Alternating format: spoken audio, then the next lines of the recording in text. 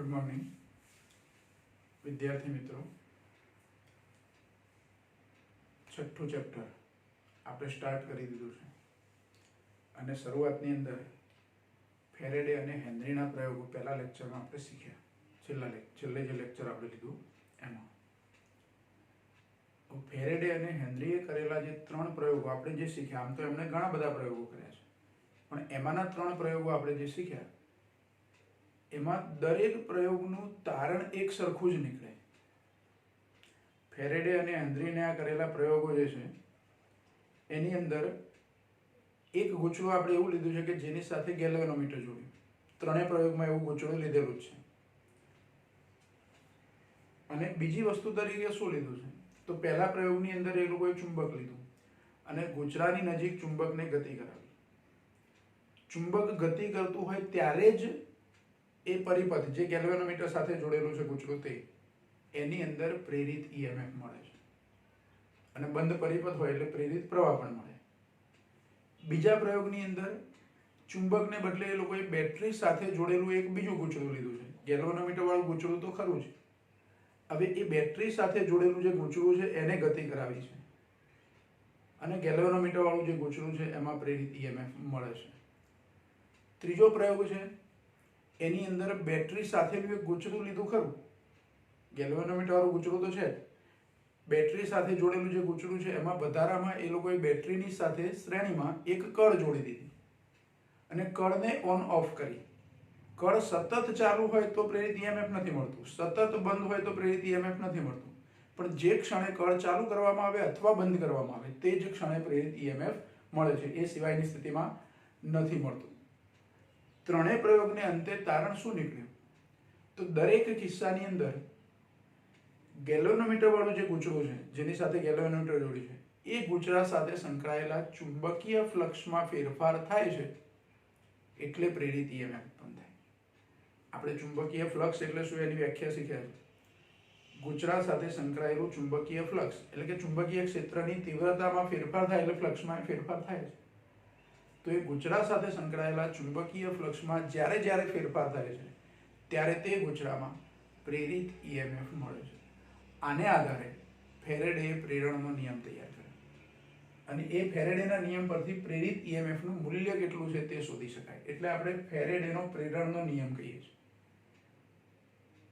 તો નિયમ કેવો આપે અને જો લખ્યો છે આપણે અહીંયા કે પરિપથમાં પ્રેરિત ઈએમએફનું માન એટલે કે એનું મૂલ્ય તે પરિપથમાંના એટલે કે એની સાથે સંકળાયેલા ફ્લક્સના ફેરફારના સમય દર જેટલું હોય છે. આ થયો ફેરેડેનો પ્રેરણનો નિયમ. કોઈ પણ પરિપથમાં પ્રેરિત થતું ઈએમએફ અથવા પ્રેરિત ઈએમએફ એનું મૂલ્ય તે પરિપથમાંના ચુંબકીય ફ્લક્સના, ફ્લક્સ એટલે ચુંબકીય ફ્લક્સ લેવાનું, ફ્લક્સના ફેરફારના સમય દર જેટલું હોય છે. આને આધારે નિયમને સૂત્રના સ્વરૂપમાં પણ આપણે રજૂ કરી શકીએ. અહીંયા પ્રેરિત ઈએમએફનું આપણને મૂલ્ય મળે છે. શું મળે છે? પ્રેરિત ઈએમએફનું મૂલ્ય. અને એ પ્રેરિત ઈએમએફનું મૂલ્ય જે છે એમાં ઈએમએફ ઈ બરાબર, પહેલા હું સરેરાશ પ્રેરિત ઈએમએફ લઉં તો સરેરાશ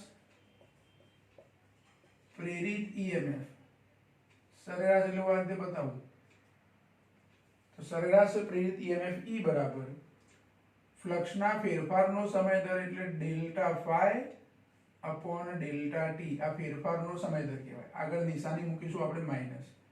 અહીંયા માઇનસ નિશાની કેમ મૂકીએ છીએ તો એ પ્રેરિત ઈએમએફની દિશા દર્શાવે છે. જે આના પછીનો પ્રશ્ન આપણે શીખીશું એમાં લેન્ઝનો નિયમ, લેન્ઝના નિયમથી પ્રેરિત ઈએમએફની દિશા પણ નક્કી કરી શકાય છે. ફેરેડેના નિયમથી પ્રેરિત ઈએમએફનું મૂલ્ય નક્કી કરાય અને લેન્ઝના નિયમથી પ્રેરિત ઈએમએફની દિશા મળે. એટલે અહીંયા ઋણ નિશાની એ પ્રેરિત ઈએમએફની દિશા દર્શાવે છે. જો આમાં limit delta t tends to 0 લઈએ, આપણે limit delta t tends to 0 લેતા તત્કાલીન ઈએમએફ એટલે કે કોઈ એક ક્ષણે જે ઈએમએફ મળતું હોય તે, તો એ તત્કાલીન ઈએમએફ ઈ બરાબર હું limit delta t tends to 0 લઉં એટલે delta phi upon delta t એને બદલે હું ડી ફાઈ અપોન ડીટી લખી શકું. ડી ફાઈ અપોન ડીટી એટલે ઈ બરાબર minus d phi upon dt આવું સૂત્ર મળે. આ જે સૂત્ર મળ્યું એને ફેરેડેનો પ્રેરણાનો નિયમ કહીશું અને હું પરિણામ નંબર 1 કહી દઉં. હવે અહીંયા જે ગૂંચળું લીધું છે આપણે, જે ગૂંચળામાં પ્રેરિત EMF ઉત્પન્ન થાય એમાં એક આંટો હોય તો આ સૂત્રથી પ્રેરિત EMF શોધી શકાય. એક આંટાનું ગૂંચળું હોય તો. જો ગૂંચળામાં n આંટા હોય તો અને દરેક આંટા સાથે સંકળાયેલું ફ્લક્સ સરખું હોય તો આ જે પ્રેરિત EMF છે એને n વડે ગુણી દેવાના, એટલે કુલ પ્રેરિત EMF મળે. પણ એક શરત, દરેક આંટા સાથે સંકળાયેલું ફ્લક્સ સરખું હોવું જોઈએ. તો સીધે સીધું n વડે ગુણી શકો. જો દરેક આંટા સાથે સંકળાયેલું ફ્લક્સ સરખું ના હોય તો દરેક આંટા સાથે સંકળાયેલા અલગ અલગ ફ્લક્સ શોધી અને એ બધાનો સરવાળો કરીને કુલ ફ્લક્સ લેવું પડે અને n વડે ગુણ્યા વગર ડાયરેક્ટ અહીંયા મારે કુલ ફ્લક્સ લખવું પડે. તો પછી n વડે ગુણવાની જરૂર નથી. પણ n આંટાનું ગૂંચળું હોય ને દરેક આંટા સાથે સંકળાયેલું ફ્લક્સ સમાન હોય તો કુલ પ્રેરિત EMF E બરાબર -n d∅dt, જ્યાં phi એટલે એક ગૂંચળા સાથે એક આંટા સાથે સંકળાયેલું ફ્લક્સ. એટલે અહીંયા આપણે એવું લખી શકીએ, જો ગૂંચળામાં આંટાની સંખ્યા n હોય અને દરેક આંટા સાથે સંકળાયેલ ચુંબકીય ફ્લક્સ સમાન હોય તો ગૂંચળામાં પ્રેરિત કુલ EMF, ગૂંચળામાં પ્રેરિત કુલ EMF શું લખાય? તો E બરાબર -n d∅dt આવું સૂત્ર લખાય. એટલે આંટાની સંખ્યા વડે ટૂંકમાં ગુણવાના છે. અહીંયા phi એટલે શું છે? તો ચુંબકીય ફ્લક્સ છે અને phi નું સૂત્ર આપણે લખેલું છે, phi બરાબર સદિશ a ડોટ સદિશ b, એક આંટો હોય તો, એટલે કે AB cos θ. phi બરાબર શું લખાય? AB cos θ. આમાં લખીએ આપણે, આ જે સૂત્ર લખ્યું છે એમાં લખવું અહીંયા કે જ્યાં phi બરાબર AB cos θ. પ્રેરિત EMF મેળવવા માટે ફ્લક્સનો ફેરફાર જરૂરી છે.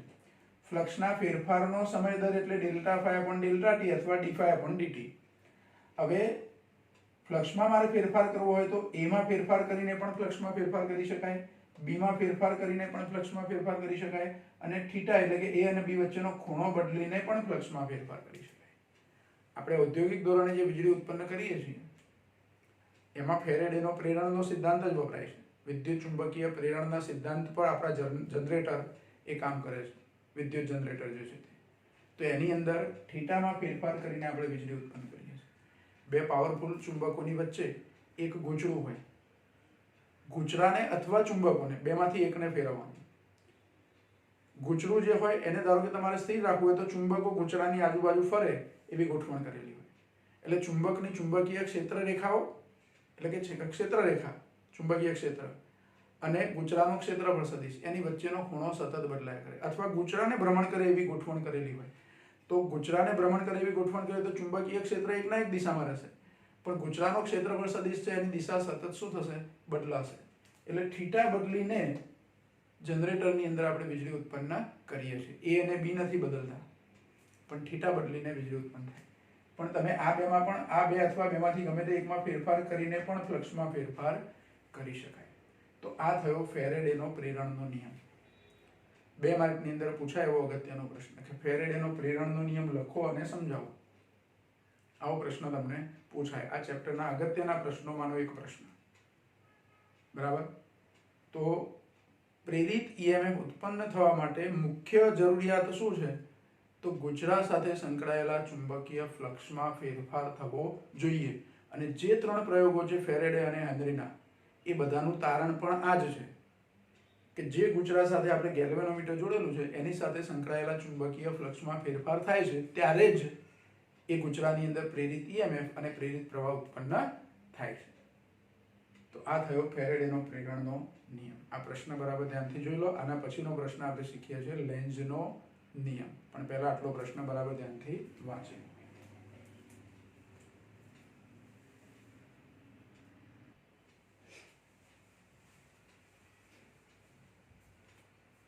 તો બીજો પ્રશ્ન છે લેન્ઝનો નિયમ. ફેરેડેના નિયમથી આપણે પ્રેરિત ઈએમએફ નું મૂલ્ય શોધવાનો નિયમ જોયો. એમાં ઋણ નિશાની આપણે મૂકી. ફેરેડેના નિયમનું પ્રેરણનું જે સૂત્ર છે પ્રેરિત ઈએમએફ E બરાબર -d∅dt, એમાં ઋણ નિશાની એ લેન્ઝના નિયમની હાજરી સૂચવે છે. મતલબ કે પ્રેરિત ઈએમએફની દિશા સૂચવે છે. આપણને એવું થાય કે પ્રેરિત ઈએમએફની દિશા કેવી રીતે નક્કી થાય, એ કેવી રીતે ખબર પડે કે આ દિશામાં આપણને પ્રેરિત ઈએમએફ એટલે કે પ્રેરિત પ્રવાહ મળે છે. તો એના માટે લેન્ઝ નામના વૈજ્ઞાનિકે નિયમ આપ્યો છે. જર્મન વૈજ્ઞાનિક લગભગ 1834માં આ નિયમ આપ્યો. જો નિયમના શબ્દો બરાબર સમજી લો તો જ આપણને એ સમજૂતીમાં ખબર પડશે. એને નિયમ કેવો આપે છે કે પ્રેરિત ઈએમએફની દિશા એટલે કે એની સંજ્ઞા એવી હોય છે કે તે એવો વિદ્યુત પ્રવાહ ઉત્પન્ન કરે. પ્રેરિત ઈએમએફની સંજ્ઞા અથવા એની દિશા એવી હોય કે પ્રેરિત ઈએમએફને લીધે જે વિદ્યુત પ્રવાહ ઉત્પન્ન થાય, જેને આપણે પ્રેરિત વિદ્યુત પ્રવાહ કહીએ છીએ, તો તે એવો વિદ્યુત પ્રવાહ ઉત્પન્ન કરે છે જે તેને ઉત્પન્ન કરતા પ્રવાહ છે એને ઉત્પન્ન કરતા ચુંબકીય ફ્લક્સના ફેરફારનો વિરોધ કરે. અહીંયા ચુંબકીય ફ્લક્સના ફેરફારનો વિરોધ એટલે ધારો કે આ ગૂંચળું છે જે આપણે ગેલ્વેનોમીટર સાથે જોડતા હતા ફેરેડેના પ્રયોગમાંથી, અને એક ચુંબક છે. હું ચુંબકને ગૂંચળા તરફ ગતિ કરાવું તો આ ગૂંચળા સાથે સંકળાયેલા ફ્લક્સમાં વધારો થાય. આ ધ્યાન રાખો.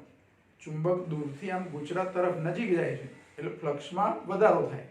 જો ચુંબકને તમે દૂર લઈ જાઓ તો આ ગૂંચળા સાથે સંકળાયેલા ફ્લક્સમાં ઘટાડો થાય. તો દેખીતી વાત છે કે ચુંબક આટલે દૂર છે ધારો કે, તો એની ચુંબકીય ક્ષેત્ર રેખાઓ બધી હશે.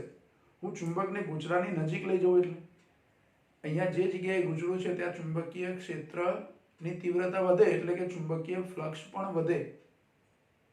ગૂંચળા સાથે સંકળાયેલી ક્ષેત્ર રેખાઓની સંખ્યા વધે. મતલબ દૂર હોય તો ગૂંચળા સાથે સંકળાયેલી ક્ષેત્ર રેખાઓની સંખ્યા ઓછી હોય. ચુંબક દૂર હોય તો ચુંબકને જેમ જેમ નજીક લાવવું એમ વધુ ને વધુ ક્ષેત્ર રેખાઓ આ ગૂંચળામાંથી પસાર થાય એટલે ક્ષેત્ર રેખાઓની સંખ્યા વધતી જાય એટલે કે ફ્લક્સ વધતું જાય. તો ફ્લક્સમાં શું થાય છે? વધારો. એ વધારો ના થાય એવી રીતે આમાં પ્રેરિત પ્રવાહ ઉત્પન્ન થાય એટલે કે વધારાનો વિરોધ કરે.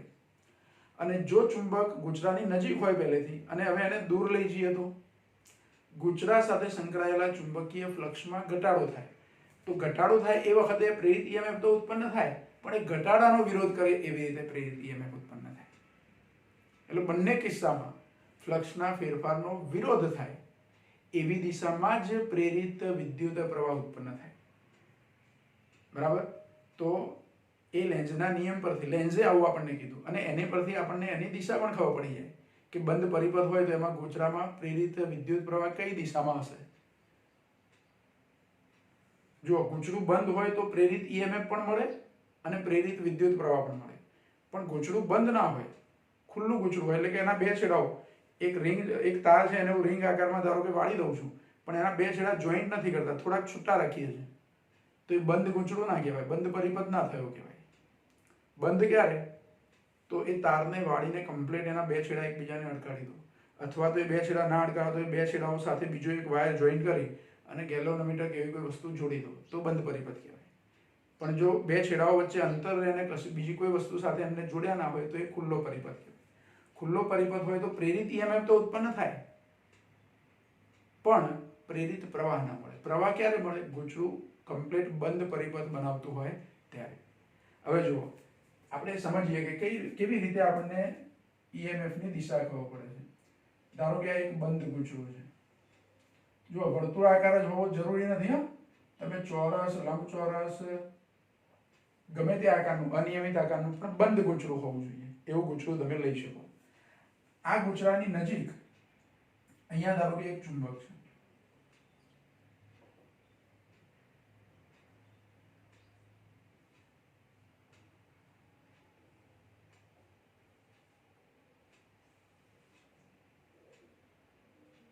આ ચુંબકનો આ બાજુ ઉત્તર ધ્રુવ રાખીએ છીએ આપણે અને આ બાજુ દક્ષિણ ધ્રુવ છે. ગૂંચળાની નજીક એટલે ખરેખર તો મારે એવું લેવું પડે કે ગૂંચળો અહીંયા છે તો એની સામે, આમ ત્રાંસુ આવી રીતે નહીં, આકૃતિમાં આપણે એવું સમજવાનું કે એના બરાબર સામે છે, બરાબર. એટલે ગૂંચળું થોડુંક આપણે આવું બતાવીએ.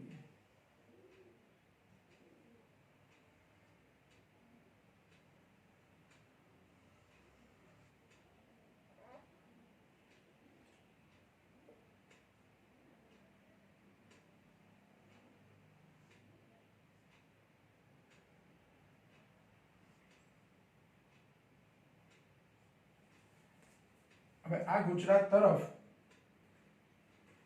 ચુંબકને હું ગતિ કરાવું છું અને ચુંબકને ગુજરાત તરફ ગતિ કરાવું છું, એ વખતે ચુંબકનો ગુજરાત તરફનો છેડો ઉત્તર ધ્રુવ છે.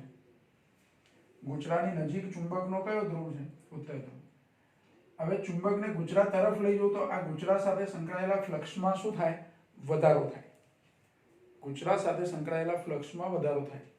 તો આમાં પ્રેરિત ઈએમએફ અથવા પ્રેરિત પ્રવાહ એ એવી રીતે ઉત્પન્ન થશે કે જેથી એ ફ્લક્સના વધારાનો વિરોધ થાય. હવે ફ્લક્સના વધારાનો વિરોધ થાય એનો મતલબ એવો કે આની અંદર જે પ્રવાહ આપણને મળશે, કાં તો વિષમગળી કાં તો સમગળી દિશામાં, એ પ્રવાહને કારણે એનું જે ચુંબકીય ક્ષેત્ર, રિંગનું પોતાનું ચુંબકીય ક્ષેત્ર હશે, ગૂંચળાનું પોતાનું પણ ચુંબકીય ક્ષેત્ર ઉત્પન્ન થશે. ચુંબકનું ચુંબકીય ક્ષેત્ર તો છે. તો જ્યારે આ ચુંબક ગૂંચળાની નજીક જાય છે ત્યારે ગૂંચળાનું પોતાનું ચુંબકીય ક્ષેત્ર એવી રીતે હશે કે જેથી આના કરતાં એની દિશા વિરુદ્ધ હોય. ચુંબકના ચુંબકીય ક્ષેત્ર કરતાં ગૂંચળાનું ચુંબકીય ક્ષેત્ર વિરુદ્ધ દિશામાં હોય. હવે જમણા હાથના અંગૂઠાનો નિયમ આપણને ખબર છે કે જમણા હાથના અંગૂઠાના નિયમ પ્રમાણે અહીંયા એવું વિચારો કે આ ચુંબકની ચુંબકીય ક્ષેત્ર રેખાઓ ગૂંચળાની અંદર, ચુંબક મેં અહીંયા બતાવ્યાનો મતલબ કે ચુંબક આવી રીતે લઈ ગયું અને ગૂંચળું આમ ગોઠવેલું છે. પણ આકૃતિમાં તો બહાર અહીંયા હું ચુંબક કેવી રીતે બતાવું? એટલે આપણે આમ ત્રાંસુ બતાવીએ. વાસ્તવમાં આવી રીતે છે. એટલે ચુંબકનું ચુંબકીય ક્ષેત્ર ગુજરાત તરફ એની દિશા છે. ઉત્તર ધ્રુવમાંથી ક્ષેત્ર રેખા એની બહાર નીકળે. આ તો ગતિની દિશા દર્શાવી, પણ ચુંબકીય ક્ષેત્ર રેખા પણ આમ જ હોય, ઉત્તર ધ્રુવમાંથી બહાર નીકળતી દિશામાં. એટલે ચુંબકનું ચુંબકીય ક્ષેત્ર આ બાજુ છે, આ તરફ, જે દિશામાં ચુંબક ગતિ કરે છે એ દિશામાં. તો આ ગૂંચળામાં પ્રેરિત પ્રવાહને કારણે એનું પોતાનું ચુંબકીય ક્ષેત્ર એ આમ હોવું જોઈએ. હવે રિંગ માટે આપણી જોડે નિયમ છે જમણા હાથના અંગૂઠાનો નિયમ, કે પ્રવાહની દિશામાં આંગળીઓ રાખો. પ્રવાહની દિશામાં આંગળીઓ તો બહાર તરફ, અંગૂઠો જે દિશામાં હોય એ દિશામાં ચુંબકીય ક્ષેત્ર. એટલે ચુંબકના ચુંબકીય ક્ષેત્ર કરતાં વિરુદ્ધ દિશામાં, એટલે ચુંબકીય ફ્લક્સના વધારાનો એ વિરોધ કરશે. હવે અંગૂઠો બહાર તરફ છે એનો મતલબ કે આની અંદર, આની મારે જરૂર નથી એટલે આપણે નથી રાખતા એને, આની અંદર પ્રવાહ જે ઉત્પન્ન થશે એ વિષમગળી દિશામાં પ્રવાહ ઉત્પન્ન થશે. આ રીતે પ્રવાહ છે અને એનું ચુંબકીય ક્ષેત્ર આ ક્ષેત્રના વિરુદ્ધ હશે. એટલે આ કયો ધ્રુવ બન્યો? આપણે અંગ્રેજી આલ્ફાબેટ એન જેવું લખ્યું. એકચ્યુઅલી આ એન લખ્યો છે આપણે, ઉત્તર ધ્રુવનો એન, નોર્થ. તો ફ્લક્સના ફેરફારનો વિરોધ થાય એવી રીતે આમાં પ્રેરિત ઈએમએફ ઉત્પન્ન થયું. હવે જુઓ, ચુંબકનો ગુજરાત તરફનો છેડો ઉત્તર ધ્રુવ હોય એ રીતે ચુંબકને ગુજરાત તરફ ગતિ કરાવીએ તો ગૂંચળાની અંદર ચુંબક તરફનો છેડો, ગૂંચળું છે વર્તુળાકાર, એટલે એનો આ બાજુનો અને બેક સાઈડનો, રિંગ એક જ છે પણ એની આગળની અને પાછળની સાઈડ એવું લઈ શકો તમે. તો ગુજરાત તરફ રિંગની જે સાઈડ છે ત્યાં કયો ધ્રુવ બન્યો? ઉત્તર ધ્રુવ. અને એની પાછળની સાઈડે કયો ધ્રુવ બનશે? દક્ષિણ ધ્રુવ. એટલે એક આટાની રિંગ હોય તોય એમાં પ્રેરિત પ્રવાહ ઉત્પન્ન થાય અથવા તો એમાં પ્રવાહ પસાર કરવામાં આવે, અહીં ઉત્પન્ન થાય છે. ધારો કે તમે ગૂંચળામાં પ્રવાહ પસાર કરો છો તો એક ચુંબક તરીકે વર્તે, એનું પોતાનું ચુંબકીય ક્ષેત્ર હોય. ગજિયા ચુંબકની રિંગ સાથે સામ્યતાની આપણે સરખામણી કરેલી છે આગળના ચેપ્ટરોમાં, બરાબર. તો આનું પોતાનું પણ ચુંબકીય ક્ષેત્ર હશે. એ આની ગતિનો વિરોધ કરે છે, ચુંબકની ગતિનો, એટલે કે અહીંયા ફ્લક્સના ફેરફારનો વિરોધ કરે છે. તો ઉત્તર ધ્રુવ ગુજરાત તરફ રહે એવી રીતે ચુંબકને ગુજરાત તરફ ગતિ કરાવું તો ગૂંચળાનો ચુંબક તરફનો છેડો પણ ઉત્તર ધ્રુવ જ બને. એટલે આ બંને વચ્ચે કયું બળ લાગે? અપાકર્ષણ. અને જો લેન્ઝનો નિયમ એ ઉર્જા સંરક્ષણના નિયમની એક વિશિષ્ટ રજૂઆત છે. મારે ચુંબકની ગતિ ચાલુ રાખવી હોય તો બહારથી ઉર્જા આપી અને સતત એની ગતિ કરાવવી પડે તો જ પ્રેરિત ઈએમએફ મળે. જો ચુંબકને આમ ગતિ કરાવી, કોઈ આધાર પર આપણે એને મૂકેલું છે, ઘર્ષણ રહિત આધાર પર, હું ચુંબકને સહેજ ગતિ કરાવીને છોડી દઉં તો અહીંયા જો ઉત્તર ધ્રુવ હોય ગુજરાત તરફ ચુંબકનો, તો ગુજરાતમાં પણ આ બાજુ ઉત્તર ધ્રુવ જ બને. એટલે અપાકર્ષણ બળને કારણે ચુંબકની ગતિ બંધ થઈ જાય.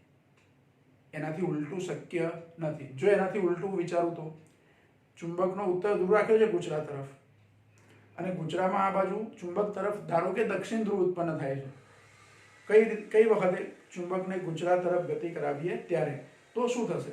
ઘર્ષણ રહિત આધાર પર ચુંબકને એક સહેજ હું ગતિ કરાવીને પછી છોડી દઉં તો આકર્ષણ બળ, ઉત્તર અને દક્ષિણ ધ્રુવ વચ્ચે આકર્ષણ બળ લાગે. આકર્ષણ બળને કારણે ચુંબક જાતે જ ગુજરાત તરફ ગતિ કરશે અને એ ગુજરાતમાં સતત પ્રેરિત પ્રવાહ આપણને મળશે, પ્રેરિત ઈએમએફ અને પ્રેરિત પ્રવાહ મળશે. એ મફતમાં ઉર્જા મળી કહેવાય. કેમ કે આપણે તો ચુંબકને સહેજ ગતિ કરાવ્યા સિવાય બીજું કશું કામ કર્યું નથી. હવે તો ચુંબક જાતે જ આગળ જાય છે. જ્યાં સુધી ચુંબકની ગતિ ચાલુ રહેશે ત્યાં સુધી ગુજરાતમાં પ્રેરિત ઈએમએફ મળશે. અને આપણે એવી કંઈક ગોઠવણ કરીએ કે એક વાર ચુંબકની ગતિ ચાલુ થઈ ગયા પછી સતત ચાલુ રહે ગતિ, અને એ ગતિ જો સતત ચાલુ રહે તો સતત પ્રેરિત પ્રવાહ અને પ્રેરિત ઈએમએફ આપણને મળે. અને આ પ્રવાહ કે ઈએમએફ મળે કોઈ બીજી બાહ્ય ઉર્જા ખર્ચ્યા સિવાય આપણને મળે છે. ઉર્જા સંરક્ષણ નિયમ આપણને ના કહે છે કે મફતમાં કદી ઉર્જા ના મળે. મફતમાં એટલે આર્થિક રીતે નહીં, ઉર્જા ખર્ચ્યા સિવાય ઉર્જા ના મળે.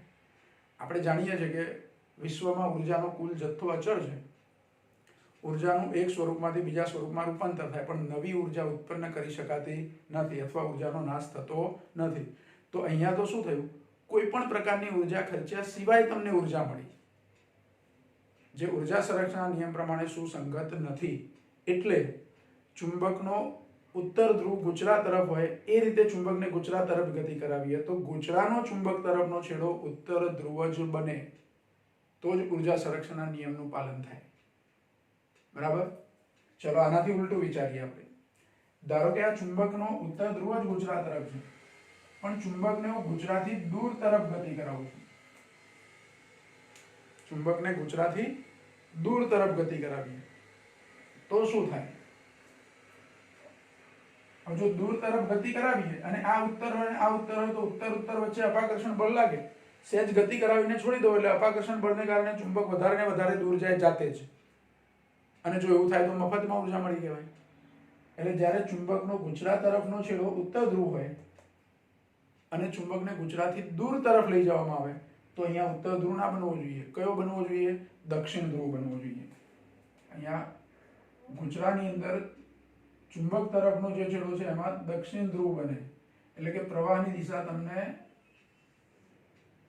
સમઘડી દિશામાં મળે. આવી રીતે પ્રવાહ મળે. હવે એટલે ઉત્તર અને દક્ષિણ વચ્ચે શું થાય? આકર્ષણ બળ લાગે. ચુંબકને તમે દૂર તરફ ધક્કો મારો છો પણ પેલું આકર્ષણ બળ છે એ એને રોકે છે. એટલે દૂર લઈ જાય એટલે ખરેખર આ ગુજરાત સાથે સંકળાયેલા ફ્લક્સમાં ઘટાડો થાય.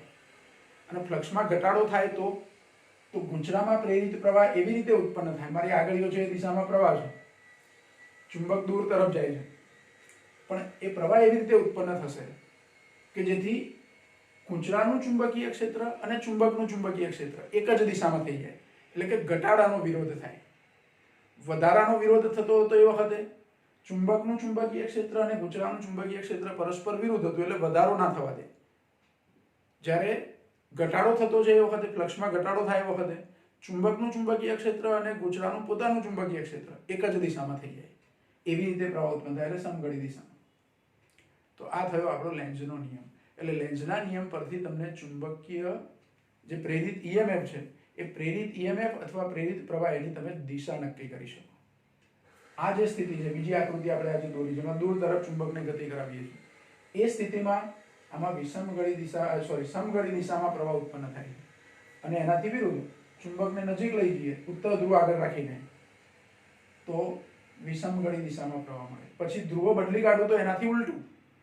ધારો કે અહીંયા દક્ષિણ જાય બદલે અહીં ઉત્તર કરી દઉં, નહીં દક્ષિણ કરી દઉં, અને નજીક લઈ દઉં તો દક્ષિણ હોય એ વખતે નજીક જાય તો દક્ષિણ ધ્રુવ બને, અને દક્ષિણ નજીક હોય એ વખતે દૂર જાય એ વખતે ઉત્તર ધ્રુવ બને. ટૂંકમાં ચુંબકનો ગુજરાત તરફનો છેડો કયો છે એ પહેલા નક્કી કરો. હવે ચુંબકને નજીક લઈ જાઓ તો જે ધ્રુવ ચુંબકનો હોય એવો જ ધ્રુવ, સમાન ધ્રુવ ઉત્પન્ન થાય ગુજરાતનો ચુંબક તરફ, અને દૂર લઈ જાઓ તો વિજાતીય ધ્રુવ બને, વિરુદ્ધ ધ્રુવ બને.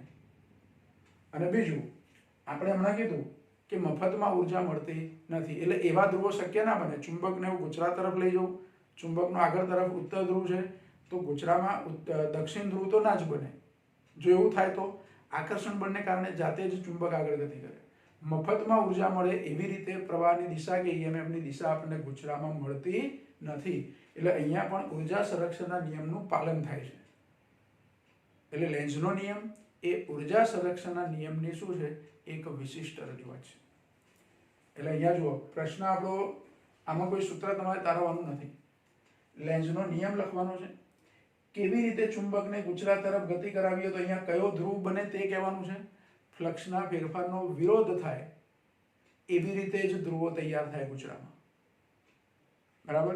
અહીં જે ધ્રુવ બતાવીએ છીએ આપણે આકૃતિમાં, એ ચુંબક તરફ, ગુજરાતનો ચુંબક તરફનો જે ભાગ છે એનો ધ્રુવ, તો એનાથી પાછળની સાઈડ, બેક સાઈડે એમાં ઓટોમેટિક એનાથી વિરુદ્ધ ધ્રુવ તૈયાર થાય જ. એટલે ફ્લક્સના ફેરફારનો વિરોધ થાય એવી દિશામાં જ પ્રેરિત ઈએમએફ ઉત્પન્ન થાય છે.